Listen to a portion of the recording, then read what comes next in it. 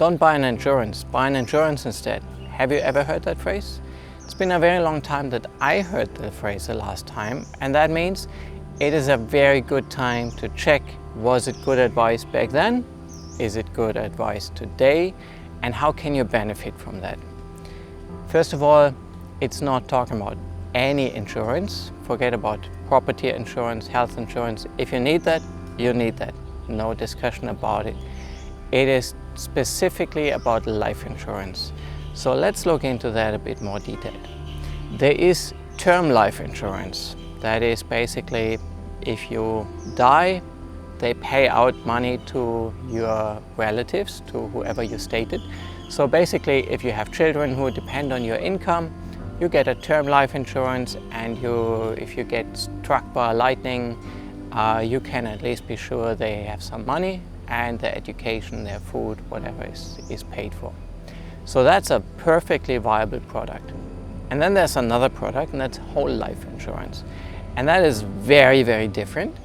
That's basically a savings plan. So you pay every month money to your insurance company and they invest it for you. But you don't have the risk of these investments. You also don't have the benefits of these investments. So you get a fixed amount of interest, let's say 4%. They might adjust that a little bit. Well, in theory, they claim if investments go well, they give you more, which will never happen. But if investments go bad, you might get a bit less, and they take that down a bit. So you get a flat interest paid. And of course, you don't get that paid, but it accrues over decades, really, because it's a savings plan meant for retirement. So you have that contract as a client with the insurance company. You pay every month for, let's say, 30 years. And after 30 years, you get one big lump sum of money. The insurance company, on the other hand, only has to calculate for these, let's say, 4% to pay out to you. And in the meantime, they can invest that money and earn a lot more, let's say 6, 7, 8%. In a broad portfolio of equity, real estate, bonds, anything really. So that is an excellent deal for the insurance company. As a client, as a retail customer, you just don't need to worry about anything. You don't have the risk either, but you also don't have the benefit. The benefit is basically transferred to the insurance company.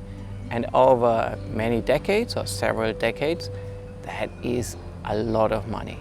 So this margin, let's say between 6% and 4%, that's what they get, 2%. You might think 2% is not awesome, but it's not 2% on the money of that insurance. It's 2% on the money of their clients. And this money can be the life savings of hundreds and thousands or millions of people. So 2% on a huge amount of money, and they get that every year. What they have to do for that is just invest the money, manage it well. So what this phrase, don't buy an insurance, buy an insurance instead, means is don't buy their product, don't buy a whole life insurance, buy the stock of the insurance company. So you don't get the fixed 4%, but you have your participation in these 2-3% margin that the insurance company makes. So let's have a look at how did life insurance companies perform over the last couple of decades.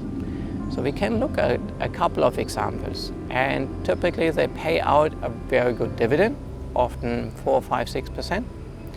And they also still performed very well and increased their value massively. So that leads, looking at a couple of examples, to an overall investment return between 10 and 11% very often. So in the past, that was certainly a good advice. Buy the insurance company, the stock in the insurance company, and not the life insurance product.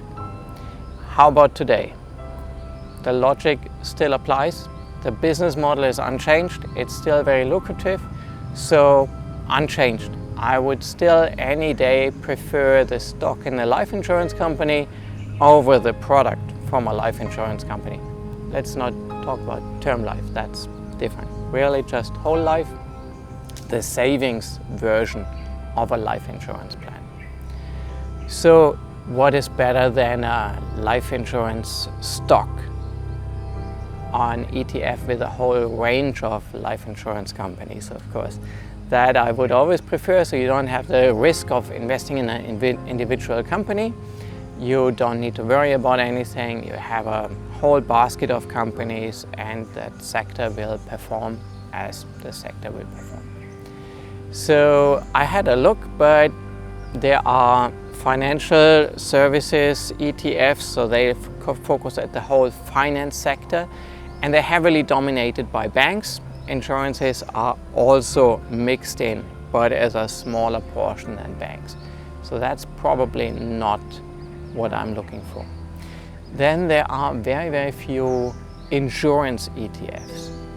But when I look into these, they actually have only a quarter in life insurance. 50% can be property insurance and any other insurances as well. So maybe that's also not exactly what I'm looking for, because property insurance is a whole different business model, a whole different ballgame than whole life insurance, which I'm looking for.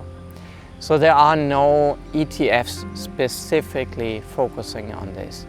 And actually there aren't many insurance companies who really focus on this business model as well. Most of the insurance companies have a whole range of products, from building insurance, car insurance, anything really. Life insurance is just one of the pillars of their business. So if you want to invest specifically in a life insurance company, you do have to look around what is maybe in your area a company, a life insurance company that has the vast majority of their business in life insurance. Have a look at their track record. Is it a solid company? And you might want to consider investing in that company over buying their product. So if an insurance agent, for example, approaches you and wants to sell you that life insurance product, have a look what company does he work for, where does he come from, and maybe you want to become the partial owner of that company instead of the customer. So you participate in the upside and not just the flat 4%.